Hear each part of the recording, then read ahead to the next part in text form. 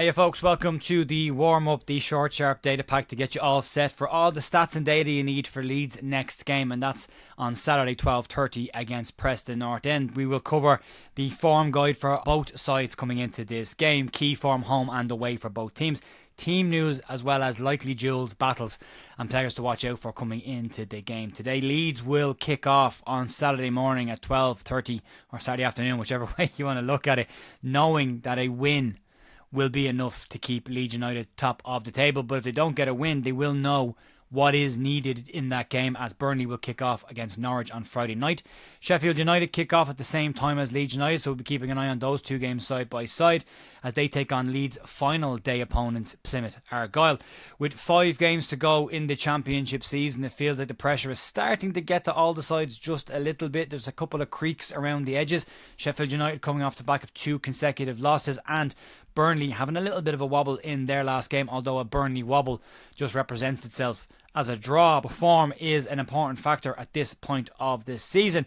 A win at home to Preston North End, as I say, will guarantee Leeds United the top spot at the end of the weekend, knowing with just 4 games left and Burnley and Sheffield United still to play each other, all Leeds need to do is win the rest of the games. It's that simple, and Leeds are champions. But there's a lot of football and a lot of reality that's needed between now and the end of the season. It won't be that straightforward. There's likely to be more twists and turns as the season grinds to a halt, and a lot more football to be played before we can talk about promotions and title wins. And it's not been a straightforward season. I don't think it's going to be that straightforward in the next 5 games, but we'll hopefully get past this one, and then it's 2 home and 2 away, and we'll see where we are.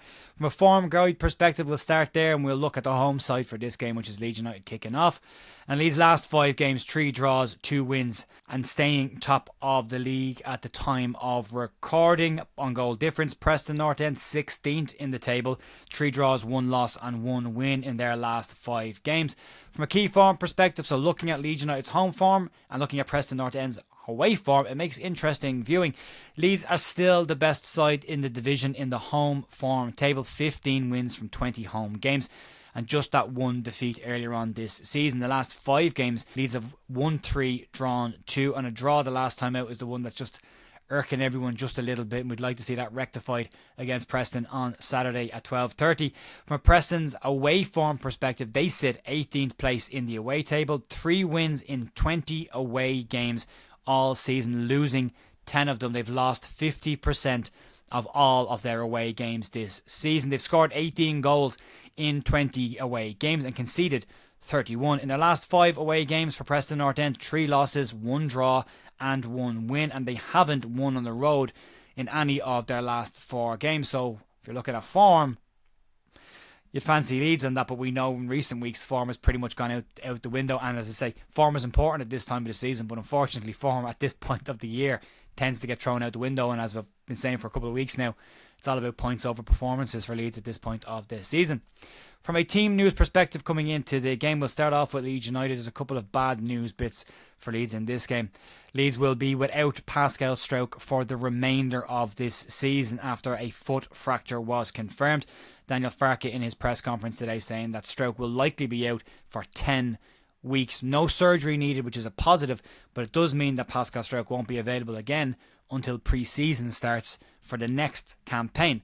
Leeds will also be without one of the most effective players in the squad, Daniel James, for this game. He's out with a hamstring injury, and Daniel Farke also saying that he could also be a risk for the Easter weekend, which is a concern for the team at right now, as Daniel James has been one of Leeds' most impactful players from an attacking sense so far this year with goals and assists. He's joint top of the GNA form table this season with Joel Piroe and Sainz from Norwich.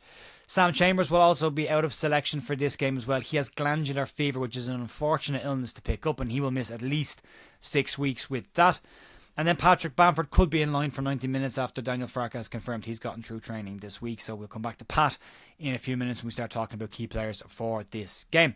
Daniel Farke also did point out that there will be a couple of late calls coming into this. The season's just catching up on everyone, I think, at this point. But Willie Gnonto is likely to come in for Dan James. We're likely to see Ethan Ampadu continue at centre-back, and that double central defensive midfield pivot of Ilya Gruev and Tanaka, which I thought were fine against Middlesbrough, specifically in the first half. Got a bit tired in the second half, but we'll have to see how they get on in this game. From a Preston North End perspective, First choice goalkeeper Freddie Woodman is out and likely to have played his last game for Preston. Brad Potts is out with a hamstring problem for them, as is Jack Watmore with a calf issue. And Sam Greenwood cannot play against his parents' side, so he will miss out on this game as well, although Greenwood has been more so a sub in recent weeks for Preston. So not a major dropout for them. He's got 8 goal involvements in their 30 games this season, and the bulk of them came at the early part of his loan. From a key player perspective, and this is an interesting one, Leeds will need to keep an eye on the striker Osmajic, who is a tough out striker, a bit rough around the edges, and will likely look to aggravate the Leeds United back four. Preston do play with 2 men up front, so both Leeds centre-backs are likely to be occupied, meaning gaps around the edges are likely and need to be minded from Leeds' perspective. If the best course of action for Leeds around Osmajic would be to isolate the 2 front men, specifically Osmajic, as much as they possibly can, have more of the possession in Preston's half than they did against Middlesbrough, where the bulk of it was in Leeds United's half. We want to keep the ball away from their front players and keep him out of causing problems. Let's just put it that way. He's had an interesting season already, to say the least. Robbie Brady, another one to keep an eye on. Leeds will want to minimise crosses, cut them out early, and stop free kicks coming in from wide areas, as well as corner kicks as well. Brady is a fantastic delivery and can cause problems if he's given those opportunities. Free kicks around the edge of the box as well could be problematic. Keeping them to a minimum is important as well. Brady has a fantastic strike on him from a dead ball position, so minimising them could be a key factor for Leeds. From Leeds United's perspective, different looking Leeds United side coming into this game. A couple of fresh faces coming in, and that might not be a bad thing at this point of the season, giving Leeds a bit more freshening up of the side that have looked a little bit leggy in recent weeks, and probably forcing Daniel Farke's hands into rotating players, which we know at this point of the year he's not overly keen on rotations. Big opportunities coming into this game for Willie Gnonto to put a real marker down for the run-in of the season and show everyone what he's capable of, and I suppose for him to repay the fate that's been shown him by a lot of the fan base who've been screaming for Gnonto to start more games. The double defensive pivot, as I mentioned, between Gruev and Tanaka will likely allow the likes of Brendan Aronson, Gnonto, Manor Sonnen more space to operate in, as well as both of Leeds fullbacks who will likely play high as they tend to do, but that will allow them to push on. The 2 Leeds centre-backs being occupied by both of Preston strikers, meaning that the defensive pivot will look to come wide and cover those wide balls when they come in to those areas. Leeds will need to be mindful of those gaps in the full-back areas. They got caught out a couple of times against Middlesbrough. Junior Firpo getting a little tired towards the back end of the Borough game and got caught a few times on the full-back areas and was replaced towards the back end of the game. Key area there. And Preston, as I say, 2 up top, which is a different style approach and has caused Leeds problems this year when they've played sides that have played 2 up top. A strong and fast start for Leeds is always welcome, but will be key in this game. This is likely to be another physical battle for Leeds, and they haven't always done well in those excessively physical battles, but they will have to sort it out in this game.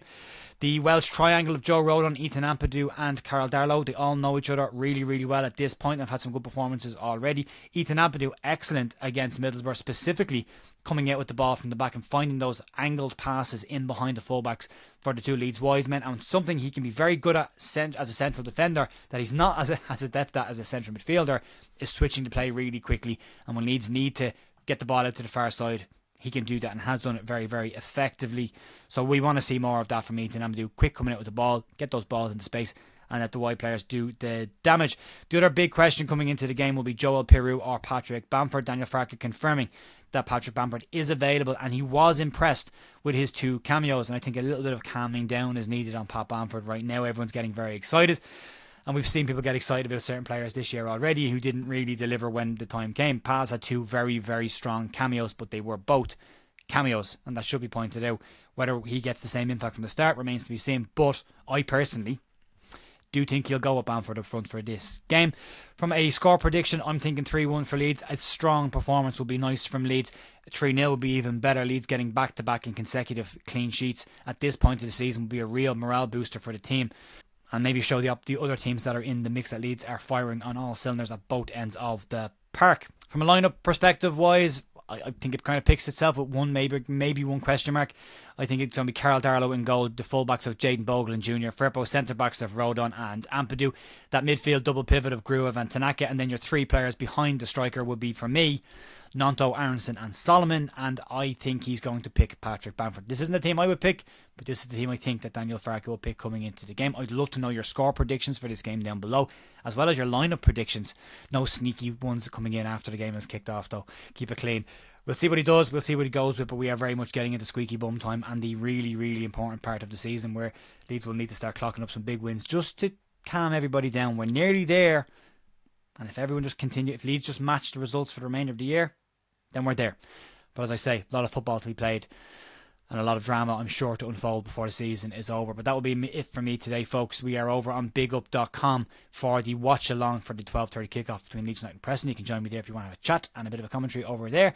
If not, I'll see you on Monday morning. We're back on the channel after the game at 12, after the game on Saturday with a review, and then back with the news on Monday morning as there's a couple of stuff starting to break already. I'll talk to you then. Enjoy your weekend, enjoy the sunshine, and I'll talk to you soon. See ya. Bye.